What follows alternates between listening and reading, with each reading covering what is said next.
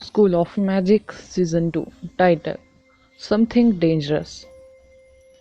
आदर्श के शरीर पर धीरे धीरे एक अजीब सी रक्त लाल और काली चमक दिखाई देने लगी। उसकी गहरी भूरी आंखें धीरे धीरे खोखली और ठंडी हो गई, यहाँ तक कि नंदिनी को भी आदर्श की आकृति में एक अपरिचित ऑरा का आभास हो रहा था। आदर्श, तुम क्या कर रहे हो? संचार उपकरण से अचानक चुटकी की आवाज आई। नंदिनी का जहर ट्रिगर हो गया है। मेरे पास अब इन गंदगी के साथ बर्बाद करने के लिए समय नहीं है। आदर्श की आवाज थोड़ी तिरस्कारपूर्ण लग रही थी, यह मानते हुए कि यह शैतान नगरी है। कुछ भी मूर्खतापूर्ण मत करो। यदि वे जानते थे कि आप कौन हैं तो न केवल वे आपको मारक औषधि नहीं देंगे, बल्कि इससे स्थिति और भी बदतर हो जाएगी। भले ही आप मारक औषधि प्राप्त करने में कामयाब रहे, फिर भी संभवतः आपको कोई नहीं बचा सकता। हम अग्निगढ़ झील या किंगडम ऑफ अंडरडेड में नहीं है। वहां ऐसा कुछ भी नहीं है जिसे आप लाइटनिंग के उपयोग की कीमत चुकाने के लिए लापरवाही से मार सके। इस द्वीप में केवल 7 लाख के आसपास लोग रहते हैं। क्या तुम आश्वस्त हो कि आप डीमन एलिमेंट को अपने ऊपर हावी होने देंगे? तो आप शांत रह पाएंगे और उन्हें कोई नुकसान नहीं पहुंचाएंगे, चुटकी ने डांटा। जब आदर्श ने चुटकी की बातें सुनी तो उसकी रक्त रंजित आंखें थोड़ी ठीक हो गई। जब नंदिनी का जीवन खतरे में था तो आदर्श के पास डीमन एलिमेंट ही एकमात्र तरीका था। इससे उसे कम से कम समय में शैतान नगरी के लोगों को हराने की शक्ति मिल जाएगी, और एक बार जब राक्षसी हो जाने पर जहर का उस पर कोई प्रभाव नहीं होगा। हालांकि जब चुटकी ने अपना आखिरी वाक्य पूरा किया तो आदर्श अवचेतन रूप से कांप उठा। वह सही है, आसपास डीमन प्राणियों का भीड़ या घोंसला नहीं था। अग्निगढ़ द्वीप पर केवल कुछ लाख निवासी थे। डीमन एलिमेंट के उपयोग के परिणामों में न केवल उसकी कल्टीवेशन का पतन शामिल था, बल्कि बलिदान के लिए बड़ी मात्रा में रक्त की भी आवश्यकता थी। डीमन एलिमेंट ने आत्माओं को भोजन दिया। आदर्श को पहले ही अग्निगढ़ झील में दर्द का अनुभव हो चुका था। यह उसे केवल एक हत्या मशीन में बदल देगा। वह डीमन एलिमेंट पर किए गए प्रयोग के असफल विषय से अलग नहीं होगा। वह न केवल नंदिनी को बचाने में असफल होगा, बल्कि इसके परिणाम स्वरूप एक बड़ी आपदा होगी।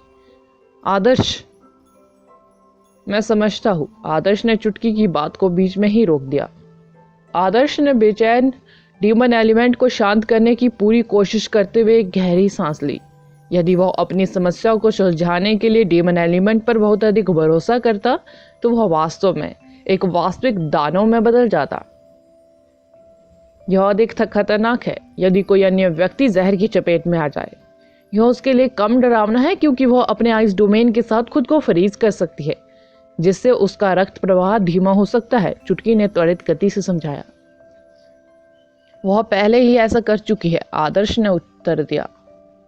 यह अच्छा है, वह आपसे ज्यादा शांत है और आप खुद को हंटर मास्टर कहते हैं।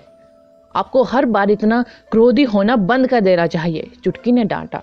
आदर्श अवाक रह गया। क्या सचमुच उसे 10 साल से कुछ अधिक उम्र की लड़की ने डांटा था? क्या आपको जहर का इलाज मिल गया है? आदर्श ने पूछा। नहीं, आदर्श के पास वास्तव में कहने के लिए कुछ नहीं था, लेकिन मैंने एक अत्यंत महत्वपूर्ण सुराग पाया है, चुटकी ने कहा। कौन सा सुराग? मैं अपना डाटाबेस कनेक्ट करने में कामयाब रही। चारों ओर खोजबीन करने के बाद मुझे एहसास हुआ कि जहर किसी तरह उस सुराग से संबंधित है जो हमने पहले किया था, चुटकी ने कहा। तुम्हारा मतलब है कि हमने पहले भी कुछ इसी तरह का काम किया है? आदर्श ने आश्चर्य से पूछा। क्या आपको राक्षसी याद है जो ऑडिटोरियम में घुस गई थी और खून चूसकर लोगों को राक्षसों में बदल सकती थी? भले ही वह चीज उच्च स्तरीय प्राणी नहीं है, फिर भी उसे एक बेहद खतरनाक प्राणी माना जाता है, क्योंकि वह थोड़े समय के भीतर बड़ी संख्या में लोगों को हताहत कर सकती है। यहाँ जागीर में रहने के दौरान हमने जो चाय पी थी उसमें एक बहुत छोटा सा जहरीला कीड़ा था। जहरीला कीड़ा इंसान के शरीर के अंदर रहने में सक्षम होता है। यदि इसे रानी से कोई संकेत नहीं मिलता तो यह अंततः हमारे शरीर के अंदर ही मर जाएगा। हालांकि अगर रानी एक विशिष्ट संकेत भेजती तो जहरीले कीड़े हमारे रक्त, अंगों, मांसपेशियों सहित हमारे शरीर को नष्ट करना शुरू कर देंगे। चुटकी ने कहा। जहरीले कीड़े रानी? तो आप कह रहे हैं कि अगर हम रानी को ढूंढ सके और उसे मार सके तो सभी के शरीर में मौजूद जहरीले कीड़े मर भी जाएंगे? आदर्श ने कहा। आदर्श को स्पष्ट रूप से याद था कि मदर्स के स्किन फैंटम उत्परिवर्तन का स्रोत था। जब मदर्स के स्किन फैंटम मारी गई तो सभागार में हर कोई सामान्य स्थिति में लौटने में सक्षम हो गया। यदि यह बिल्कुल वैसा ही था जैसा कि चुटकी ने कहा था कि सभी ने रानी द्वारा नियंत्रित जहरीले कीड़ों वाली चाय पी थी, तो जब वे रानी को मारने में सक्षम हो जाएंगे तो सब कुछ ठीक हो जाएगा। बिल्कुल, रानी ही चाबी है। वैसे मुझे यह भी पता चला कि कीड़ों में डरावनी क्षमता होती है। चुटकी ने अपनी आवाज थोड़ी धीमी कर ली। तुम मुझसे कह रही हो कि जहर से लोगों को मारना सबसे डरावनी क्षमता नहीं है? आदर्श शौक रह गया। मुख्य भवन, तीसरी मंजिल के मध्य कमरे में चुटकी ने अपना लैपटॉप उठाया और कुर्सी से नीचे कूद गई। वह तेजी से खिड़की के पास पहुंची। उसने पर्दे एक तरफ खींच दिए। उसके कमरे के दृश्य काफी विस्तृत था। वो अपने कोण से खेत के प्रवेश द्वार को देख पा रही थी।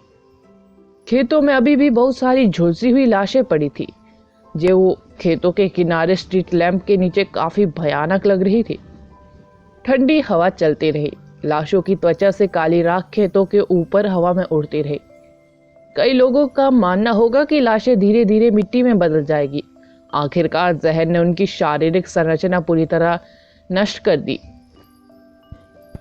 हालांकि यह जानने के बाद कि जहर मदर्स के स्किन फैंटम के समान था, चुटकी हर 5 मिनट में अपनी खिड़की से बाहर देखती थी।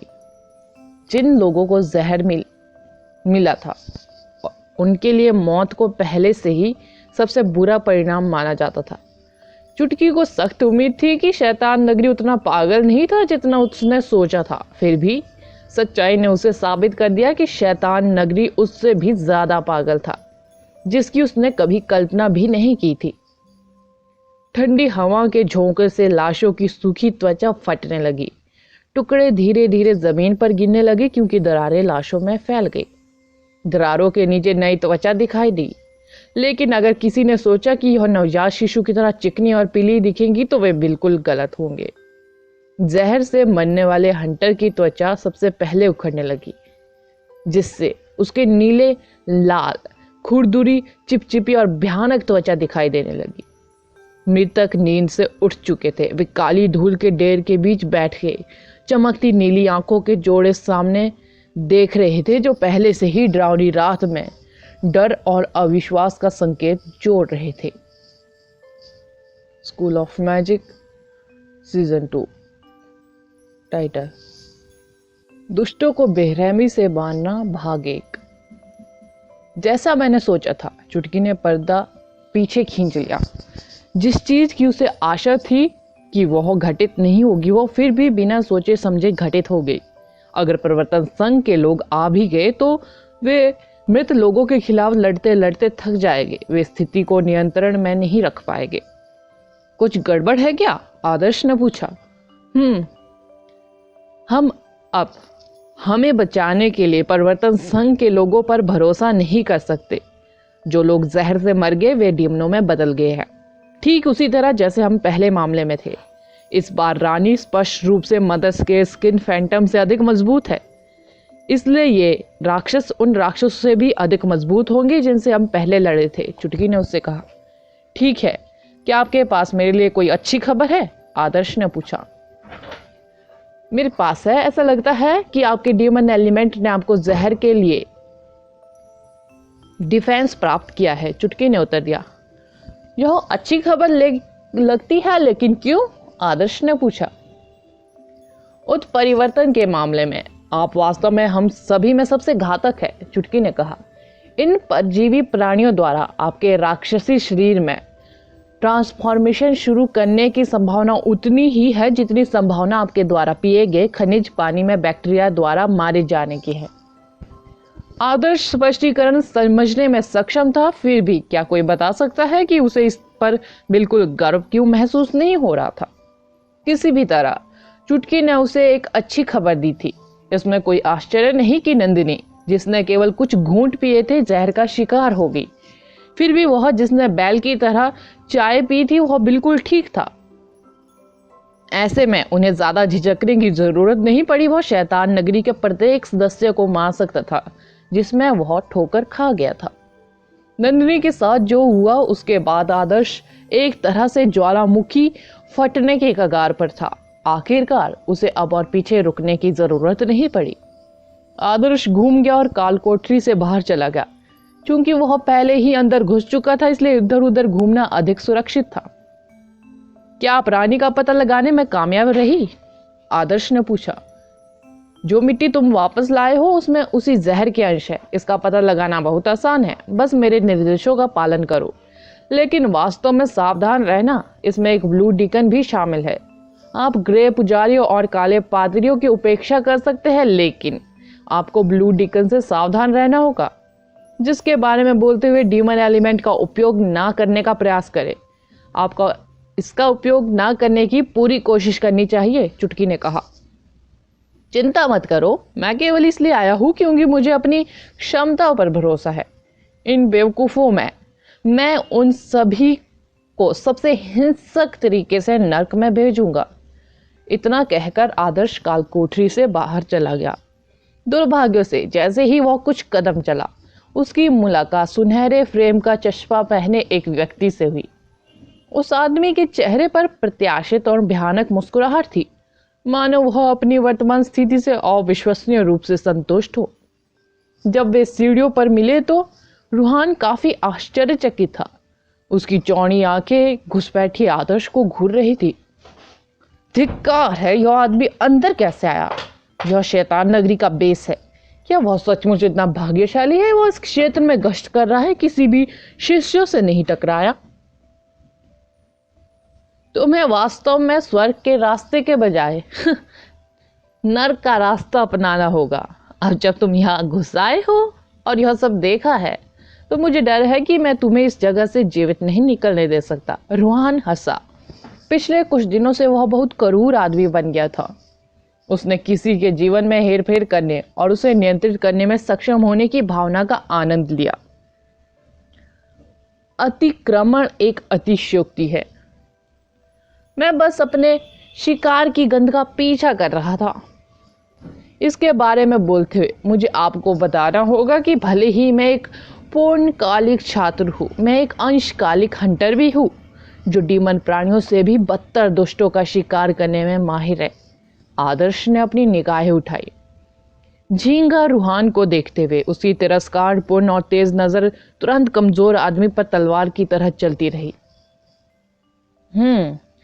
अगर तुम जादूगर हो तो इसकी परवाह किसे है? मेरे बगल की ये चीज ही तुम्हें टुकड़े टुकड़े करने के लिए काफी है। ओ नहीं, मैं तुम्हें इतनी जल्दी मरने नहीं दे सकता। आपको काफी समय से दर्द हो रहा है। मैं तुम्हें और वंशिका दोनों को अपने डार्क बीस्ट मॉन्स्टर गुलामों में बदल दूंगा। रूहान एक कदम पीछे हट गया।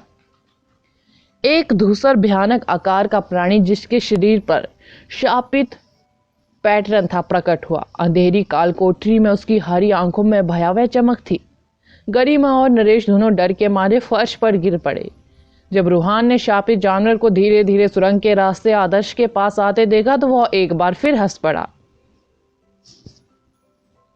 यह शापित जानवर उन नीच डार्क बीस्ट राक्षसों जैसा कुछ नहीं है।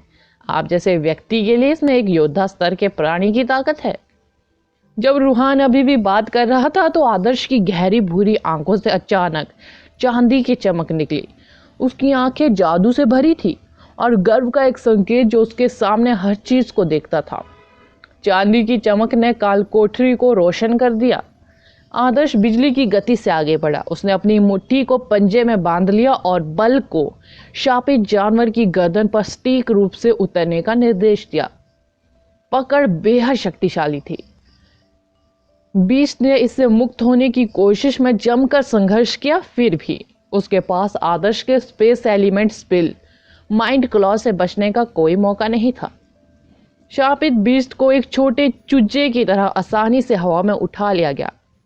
योद्धा स्तर आप कहते हो योद्धा स्तर? आदर्श फिर से हंसा। उसने पंजे की पकड़ ढीली कर दी। जिससे शापित जानवर हवा में मंडरा रहा था। गिरने से पहले आदर्श ने अपनी मुट्ठी बंद कर ली और अपनी उंगलियों के बीच के अंतराल से लाइटनिंग के गोले दागे, जो हवा के बीच में एक मोटी लाइटनिंग के बोल्ट में बदल गए। अंधा कर देने वाला वज्र प्रचंड शक्ति के साथ आगे बढ़ा और शापित जानवर के शरीर में तब घुस गया जब वह अभी भी बीच हवा में था, जिससे उसके शरीर के दोनों किनारों पर एक विशाल झुलसा हुआ छेद छोड़ दिया गया।